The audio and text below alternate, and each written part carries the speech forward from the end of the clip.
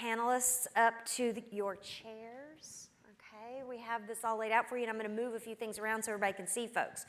So thank you, Elisa, for reminding us what we all know is that we need to take a little better care of ourselves and look for places to work that help us do that. It's not an easy thing, it's difficult, and in fact, it takes a commitment of time, a discipline to something that we're not all used to. You're all scientists. Well, not all of you, I'm not, so there's probably a couple of me's in the room, but a lot of you are scientists. Thanks, Alex. And sometimes we forget that there's wisdom beyond science, right? And I appreciated watching everyone as you decided whether or not you were going to sit during the burnout questions. I was standing in the back of the room and gasped as I watched you sit down. For those of you who were in the front of the room, I'll report to you that the significant number of folks who sat down were during the question about, did I make a meaningful difference today? Shame on you. You do. I know sometimes you don't feel like it every minute of every day, but I'm looking at you right now. You made my day already. Thank you for being here. Thank you for caring about these topics. I feel better as a patient. I feel better for my children as patients because of you. Those are the things that I'm sure you don't think about. But thank you. And at least that's one checkbox today, hopefully, for you. You made a meaningful difference to me, so thank you very much. Maybe we should remember to tell each other that more often, because I have a feeling you probably see people you appreciate very much. Maybe the lady who checked you in today made it easy for you. Let her know. I appreciate your attention as well. So thank you for being here, and now it is my honor and pleasure to introduce some people who also have made my day meaningful already, but will make yours even better in just a second. They are subject matter experts in health literacy, a real problem with our patients and with our friends in the community. I'd like to welcome them to the stage. I'll serve as chair of the Health Literacy Collaborative or chair of a work group for our health literacy initiatives at the Dallas-Fort Worth Hospital Council Foundation. And so I'm going to give you a brief introduction of each one, and they're going to talk to you today about our needs in health literacy and how that will help us with our safety efforts. We have Dr. Teresa Wagner. Y'all can wave when I say Wagner. There's Wagner. Okay. She's an assistant professor in public health education at the University of North Texas Health Science Center. She's a registered dietitian and currently works for Safer Care Texas as a senior fellow addressing health literacy. She received the 2018 Health Literacy Hero Award at the Texas Health Literacy Conference for her efforts to elevate health literacy throughout Texas. Thank you for being here. We also have Dr. Carol Howe. She's an assistant professor in nursing at Texas Christian University. Go Frogs. She has become a diabetes educator, first working with children and currently with Spanish-speaking uninsured adults in primary care. Her research is focused on health literacy from the perspective of patients, providers, and organization systems to promote improved outcomes in patient care. Thank you, Dr. Howe. There she is. Tracy Adame, now she's right down at the end, okay, is the Director of Research and Clinical Innovation and the Magnet Program Director for Medical City, Dallas. Tracy's been a nurse more than 18 years, and she's worked in a lot of different roles, including quality research and data analytics, and she's going to help us from the field today. And then Brennan Lewis, thank you for being here, is the Director of Patient Education and Engagement for Children's Health, Children's Medical Center, located here in Dallas, of course.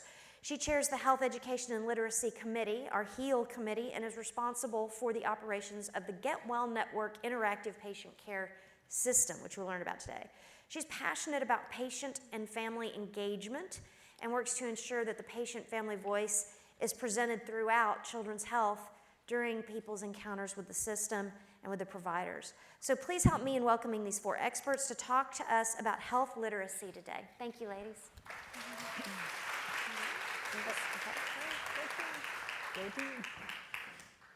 Good morning. I'm happy to be here today, and I'm actually really happy to follow her talk because a lot of what she said about leadership and having to have engagement is going to be important in application to what we're going to talk about today as well.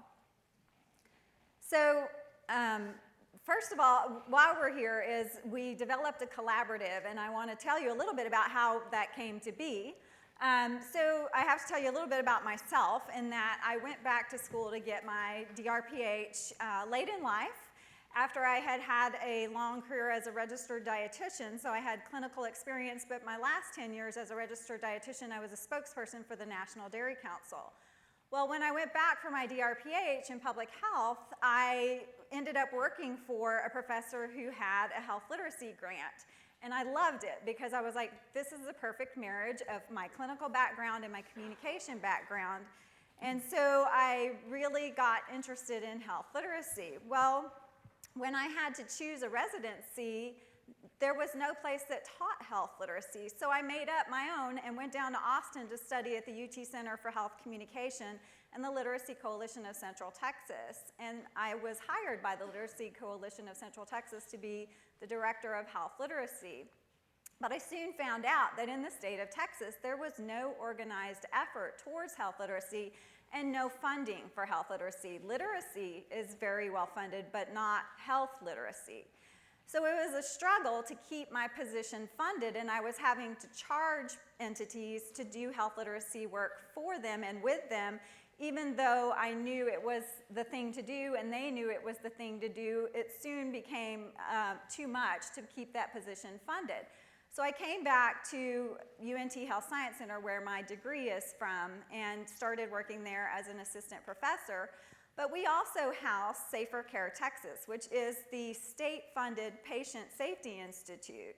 And I went upstairs and told them that I was a health literacy expert and that health literacy is actually a patient safety issue, and they agreed. So they started funding part of my position.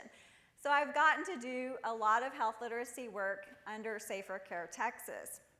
So I also thought, well, in Austin, I was doing a lot of community-based work.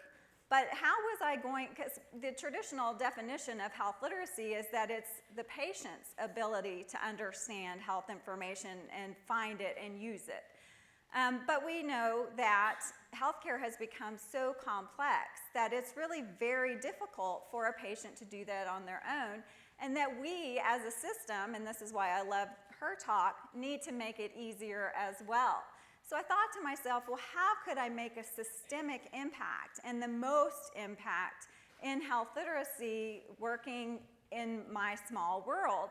And also working across Texas, which we'll talk more about later. But so I went and approached DFW Hospital Council and said, this is what I want to do. And they were gracious enough to say, yes, we agree. And they let us join as a collaborative in health literacy. So we modeled it after the North Carolina Health Literacy Council's model, and we know that they showed that by broadening the change process to a collection of organizations with larger interests, we can make a bigger impact, bring more expertise and resources, develop and identify community leaders, increase the impact with more people advancing for improvements in health literacy, increase the resources and relationships to broaden support, and heighten public awareness by garnering media attention. And all of these things we've been able to do.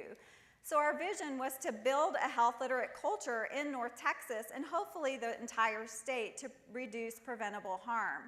And we've done this by networking throughout the state. I've been active in legislation surrounding health literacy, and so that we've really achieved a lot of our goals. Our goals for our organization or our collaborative were to select a set of tools for hospitals that you're going to hear about to help them get started, because we figured out that the members of the collaborative were anywhere from didn't know anything about health literacy to doing really intensive research. So they were on all levels, and we needed to help them find the tools that they needed for where they were at. And then last, formulate collaborative research, and you'll hear more about that as well. But as we were doing the needs assessment, we found that similarly to the AHRQ tenets of a health literate organization, many of these same things were reflected in our communities. We need more access to care. We need care that addresses individual needs, individual communities, is out in the community, that targets specific high-risk groups, all of these things. So that's where we started, but we knew that in order to achieve these things, that leadership was the most important thing.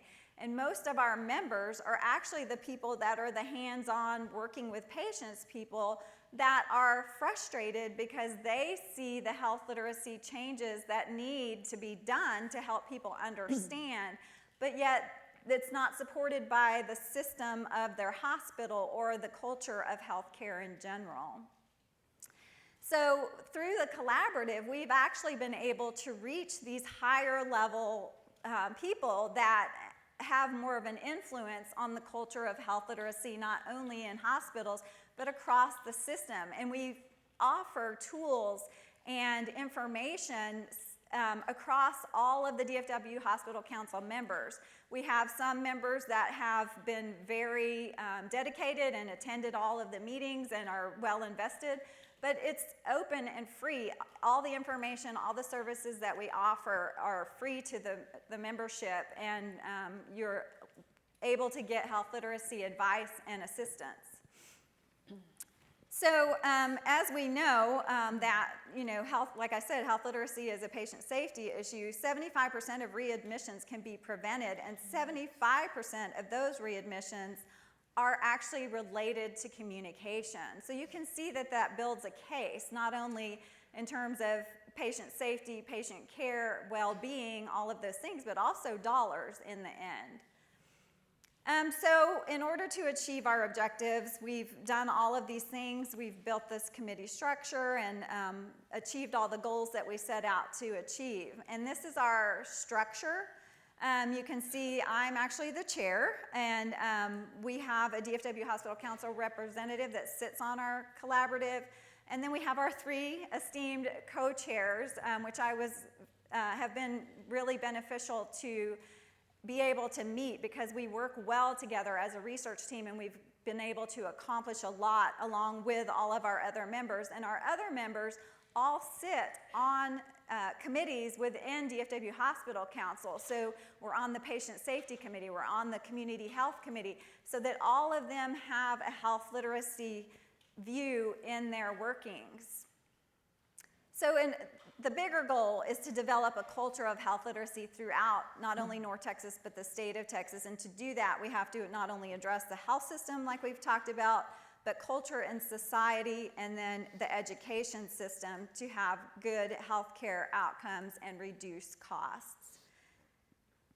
So one way to do that is through education. I've been very active on my campus, and I've been infectious on TCU's campus, not only bridging to what Carol's been doing, but also bringing in another nursing researcher, Marie Stark, who you'll see on our poster out there for some of the tools that we've developed together. So this is just one tool that we use to address patient education that we developed, and two hospitals actually contributed to the Baylor Scott and White OB nurses, but also JPS Health. But we took all of the materials that were given to moms when they're discharged from the hospital, and we analyzed them for health literacy, and guess what? They were all really bad.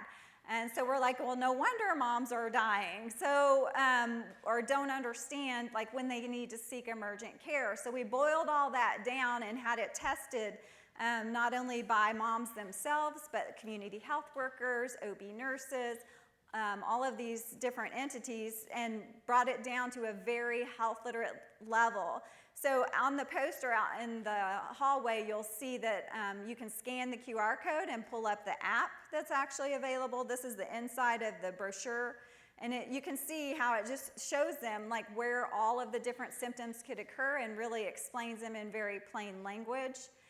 But then we also developed an app. So they can pull it up on their phone, and you can also pull it up on your phone with a QR code. If you have an iPhone, you just focus the camera over it. There's one out on the poster, and we also have handouts. Katie, my marketing manager for Safer Care, has those available today. And pull up the app, and you can share that. It's free. I'm sharing it nationwide, and it helps moms know when they need emergent care. So Carol's going to tell you about another project that we're working on that will also help with patient education. I'm just mic'd now, right? Okay, thank you. I love all this automation, right? I'm going to talk to you about the most recent project that we've worked on through the Health Literacy Collaborative. It's really brought us out into the community. It's working with teenagers who, I'm a pediatric nurse for the last 30 years, so I'm thrilled to be working with kids. It's called Is Your Web Lit Legit? Helping teens discern health information, truth from trash on the internet. And the aim of this project is to help improve health information literacy of teens in North Texas. And we were funded by the National Networks of Libraries of Medicine. So we were funded in May, and we've begun early work on this project, and I want to tell you a little bit about it.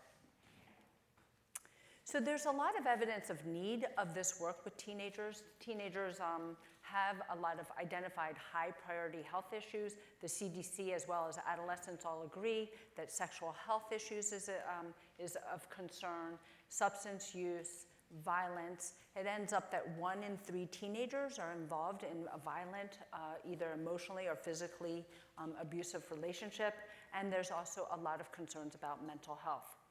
70% of teens will look on the internet for health information, but as we all know, when you Google something, there are vast numbers of volumes of information that will come up on a given search, and teens generally have low e-health literacy, so that's that information literacy term, and they lack the skills to distinguish reliable from unreliable health information. So with that in mind, we are working from a framework called the Integrated Model of Health Literacy, really looking at how teens access, understand, appraise, and then use health information, ideally for disease prevention or health promotion, and then ultimately for them to have better health outcomes.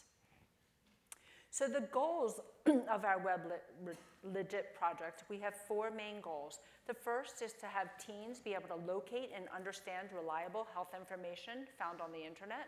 The second is that they're able to appraise that information. Again, that's a critical thinking skill that we might all have, but teenagers may not have ever had the opportunity to develop that skill.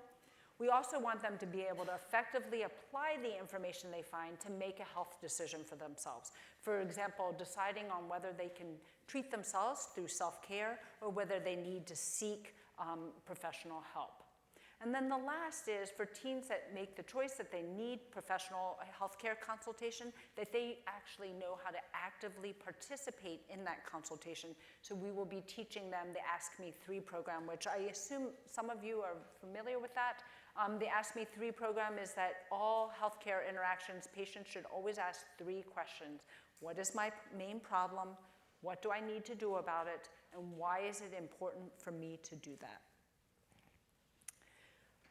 The deliverables that we've promised the National Library of Medicine are several. The first is that we're going to design a logo, and that pulls all of us together across the DFW complex around this project. The second is we're creating a 1-hour workshop that will include a teen-friendly YouTube video.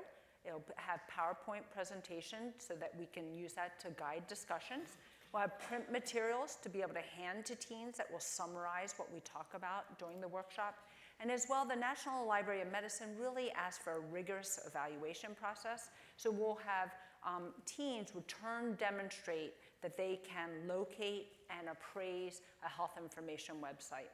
And the last is an evaluation survey that we've added some questions, but there are also some questions that the National Library of Medicine asks of all projects so that they can look at data across all the different projects they've funded.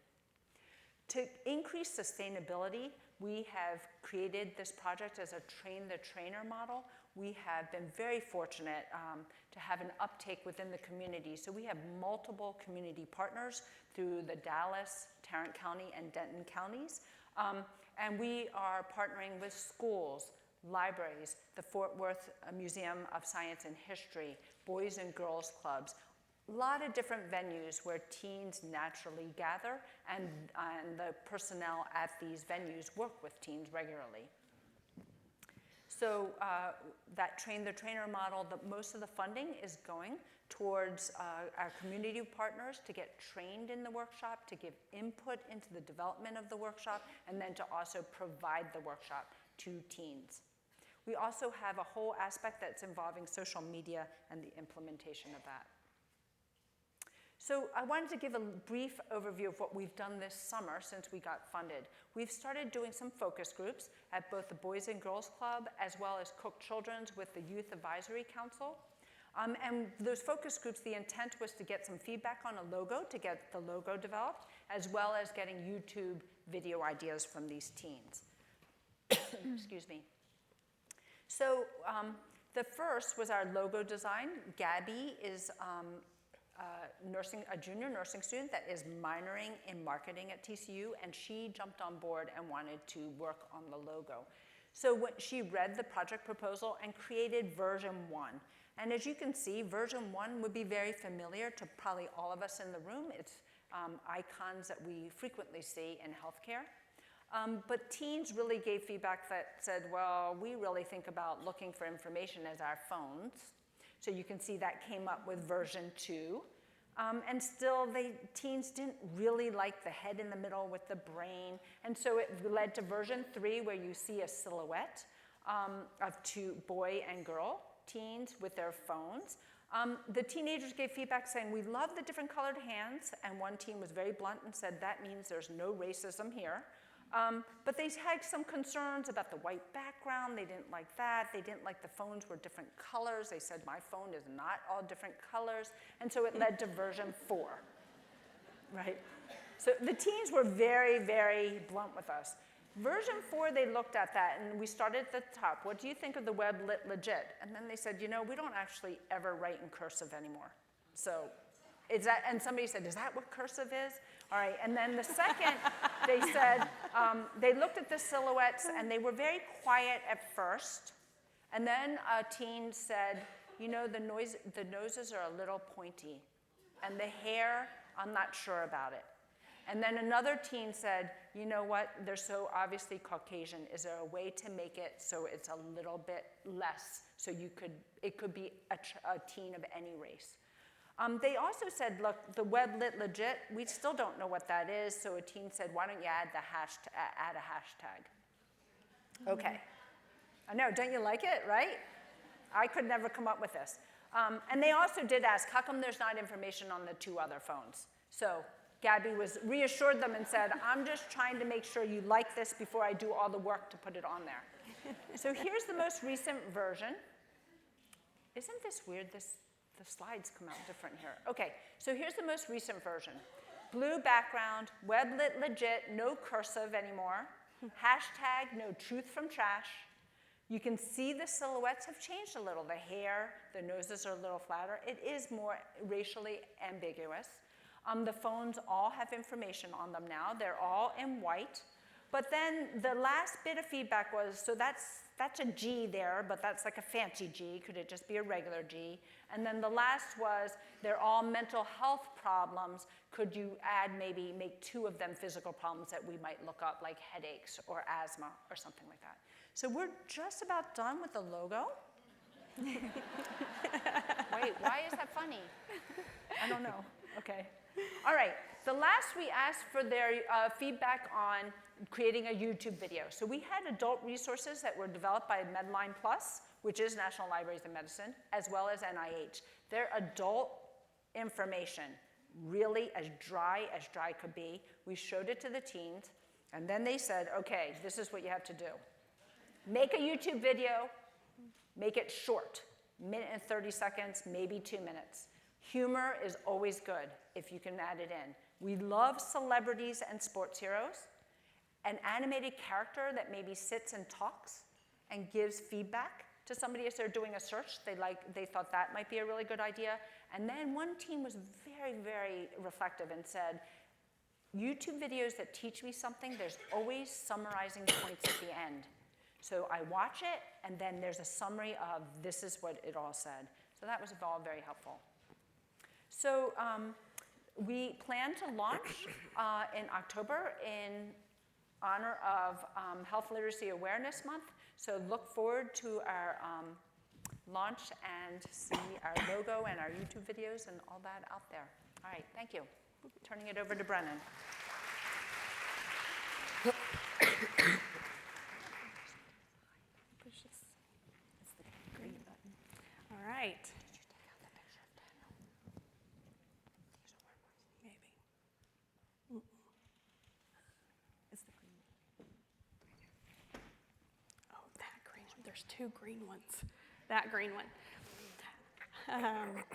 All right, so I'm talking to you today about a couple of our other projects that we have going on, and the first one is our toolkit.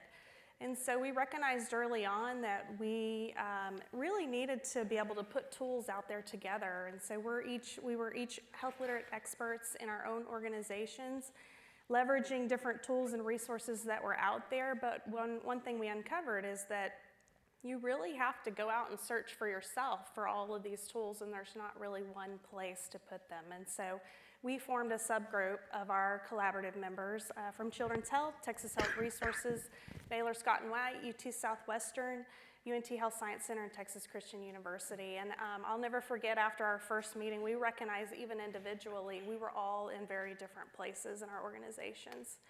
And what I mean by that is that we had some organizations that were still in the beginning phase trying to uncover what is health literacy and how does it apply to us. We had others in the middle that were really trying to emphasize and move their organizations to becoming more health literate. And then we had all the way to the advanced, where they were fully understanding of health literacy, they were implementing different strategies, and they were publishing their research. So what we decided to do was divide and conquer. We went out and pulled all of the resources that we knew to be reputable and helpful for each of our individual health organizations.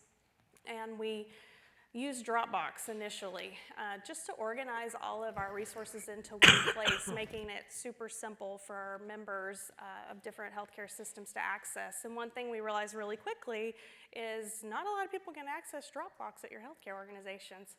And so we knew that this was not a long-term strategy. It really was a place that we could organize ourselves. And so we started thinking, well, how might we be able to get this information out to more facilities? And so we worked with the DFW Hospital Council Foundation to put it on their website. And so if you go to the quality and patient safety section and you scroll down, we actually have built the health literacy toolkit out, much like we organized it in Dropbox. So today, everyone has access to it, and so we really wanted to get that information out there to you. If you're looking, I know they mentioned Ask Me 3, and you're really looking to promote that at your organization, you can go there for tools and resources. If you're working on Teach Back at your healthcare system, you can go there and pull resources for that.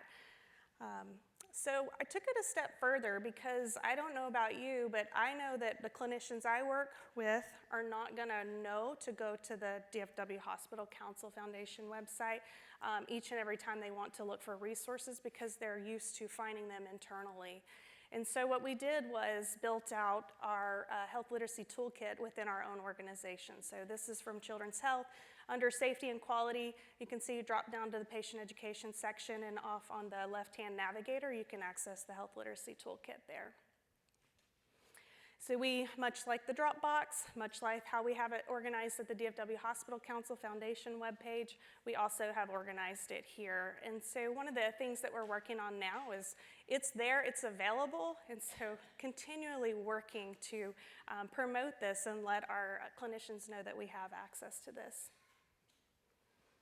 So why health literacy? Why is this important? I want to ask you, just by show of hands, how many people in here at your healthcare system are focused on sepsis? Yep. How about readmissions? Yeah. Decreased emergency department utilization? Antimicrobial stewardship? Access to care? Health system navigation? The answer is that we're all working on these important patient safety initiatives because we care about patient outcomes. And it ties directly to health literacy. And so you might be asking, how does it? Well, because the patient's at the center of all that we do. And one of the most important things I champion, I talk about this probably ad nauseum, my children's health colleagues can speak to this, we must include the patients in our initiatives, and oftentimes we're so focused within our four walls and we're doing process improvement, quality improvement efforts, but we leave out a key stakeholder, and that's our patient. We have to engage with them, increase their voice in all that we do, so that the outcomes we're trying to all achieve as healthcare systems, that we plan it appropriately with them in mind so that we nail it. How many times have we had to go back to the drawing board because we missed the mark? And sometimes we miss the mark because we didn't include the voice of the patient. They'll tell us things that you have never thought of because you're not living their experiences. And so it's incredibly important to include them. Equally, second thing around health literacy is including them in the point of care. For health literacy, if you cannot explain in clear, plain language, leaving out the medical jargon, providing the information in short bits and stopping to make sure that they understand and they can teach you back, all of these tools that are embedded in health literacy, if you can't deliver that information to your patients in a way that they can understand, they cannot engage in their care. And so again, I go back to all of those initiatives we're doing around patient safety and quality, and I think sometimes we miss the mark by not including them.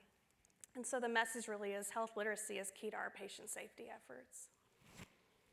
So our next steps are really to promote awareness of health literacy, implement the health literacy toolkit at your organization, and not only get it to where it's accessible, but keep championing it. You have to find someone in your organization that's going to do this. So the second project that I'm going to present is Health Literacy Month. It was mentioned earlier. It's October. We're excited about it. Every year before we had our collaborative, we're all doing things in our own organization, and this year we're putting our brains together and really coming together as a team. And so we're leveraging the DFW Hospital Council's social media platform. You'll be seeing blogs coming out in the month of October around what is health literacy, the impact of health literacy through the eyes of a real patient story. What does it take to be a health literate organization?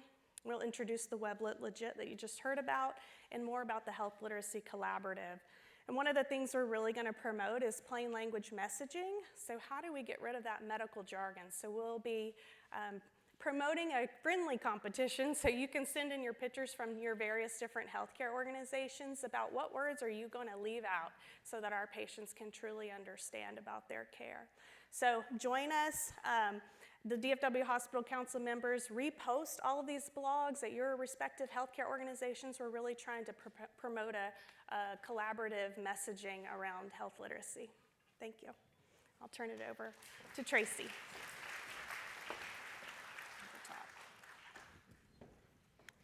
Hello, I'm going to apologize to you all in advance. I'm going to do my best to get through this today, but I am so honored to be a part of this group, and I'm so honored to present the work that we're doing on the Health Literacy Collaborative. It's really, really one of the best things that I know I'm involved in at the moment and that I'm most proud about. So I'm sorry if I start coughing, but I'm going to do my best to get through. So as we go through, one of the first things that we wanted to do is we really wanted to do collaborative research across the Metroplex and really leverage the scope that DFW Hospital Council has. So we came together and looked at different options of what we could do as a collaborative research project, and we thought, you know, in healthcare, what should you do first? First, assess to see where your issues are, then move forward on where your interventions are. So our first project really was an assessment to be able to really target our efforts in future work. And the first study was looking at health literate healthcare organizations. It is a mixed method study to describe how healthcare organizations in North Texas were really adopting health literacy policies and practices to address those 10 attributes of a health literate organization, and that was the IOM picture that Dr. Wagner had up a little earlier in her presentation. And that allows us to be able to see what the structures and processes are that are in place already within that infrastructure to support initiatives within organizations. We were able to look at to what extent the individual hospitals were doing that now, and what were some of the successes and barriers that are in place. So as we went through, we went to a total of 5 health systems that included 16 individual North Texas hospitals. We tried to get a large variety and scope of different types of hospitals. So we had them ranging from 39 beds to 660 licensed beds. They were private, for-profit, not-for-profit, and public facilities. We had comprehensive large institutions, and we had very small specialty hospitals. We were able to speak to the organizational senior leaders, nursing and non-nursing, and both clinical and non-clinical staff at each of those organizations. We identified an internal facilitator that was able to provide us with up to 10 key informants. Obviously, at a large 660-bed facility, we may have 10 key informants that could tell us different pieces of what health literacy means within the organization. At a smaller organization that's 30 beds, we may only have a couple, but they're able to provide us a great diversity in information and being able to do those interviews. We emailed a link to a quantitative survey, and we scheduled semi-structured interviews to be conducted by one of the four of us on site to be able to truly do a robust qualitative review. We completed all the interviews following the quantitative survey, and then we did concurrent data collection and analysis as we went along. This was built on an instrument developed by Kowalski out of Germany, and they really were able to develop a tool that used those 10 items of the IOM model to look at those attributes within an organization. It does score each item on a Likert scale from 0 of not at all to 7 at a great extent, and it had a Cronbach's alpha of 0.89 looking at reliability within the tool. This is just an example of what that questionnaire looked like on the link. And these are some of our initial results. What was interesting as we went through is we talked about one of the most highly rated scores was to the communication standards and the being able to provide that to the different staff within the organization. However, if you're looking at some of the other attributes that we assessed, by and large through the interviews, no one was able to describe to us a process of how they train their workforce on that. So in going through, we found that there were some inconsistencies, and we have some of that in the qualitative results as well. But looking through, we did identify that there are definitely some opportunities within the systems. The lowest scoring item was related to cost information. And in talking to the different systems, they said, well, it could be someone else's position, or it could be, that they need to contact someone else, or they need to call financial services. But we really discussed that by patients having that as an additional barrier, that could be impacting access to care, and that the fear of the unknown of what the cost information is may be preventing people from being able to make cost-effective decisions and being able to really participate in their care and make those choices. So that is something that we are taking forward as an opportunity within the Metroplex. But you can see that they largely scored from 3.57 to 5.38 in looking at where we're at. We do have opportunity across the board.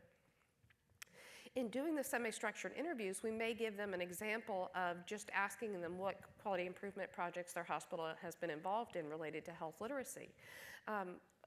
What we found is, yes, every organization does discharge phone calls, which is by far the largest item that we had for quality improvement efforts. But when we spoke to different organizations, there was in many cases where those discharge phone calls may be a very structured set of yes or no questions, which limits the ability for us to gather the rich information on how information was communicated to the patients and can they really take that information back to make decisions. In addition, in some cases, those discharge phone calls were completed by a remote location, and that feedback may or may not make it back to the staff that were involved. There was also an opportunity to look systemically at the results across a period of time to see if there are patterns and trends in those results to see if there's opportunity for systemic change. So as we were going through, we did look through, one of the standards is related to leadership, and it does require that it be explicitly stated in order to ensure that that's part of the culture of the organization. Without question, we had every single organization say they thought it was implicitly implied in their documentation and in their missions, but there was not one that was able to tell us that it was explicitly stated. After going through the interviews, we did have many systems say that it was an opportunity for them that they may not have fully understood, and they were happy to have participated to find that out. So our next steps in being able to do this is we do continue to partner with interested hospitals for data collection. At this point, we are currently finalizing the manuscript on the initial study, and then we would be able to go out and assist if needed to be able to do additional interviews and assessments at the hospitals. We are able to provide HLHO data to each hospital with an assessment on the weaknesses, strengths, and opportunities for training, and that is a 1 to 2 page document that will be going to each of our partner organizations so that they have that feedback. We will be training within the collaborative to do a train the trainer model based on some of those things that we saw in both the quantitative and qualitative aspects of the sessions that we did, and we will be completing the full analysis to be able to put that out. Any questions for us?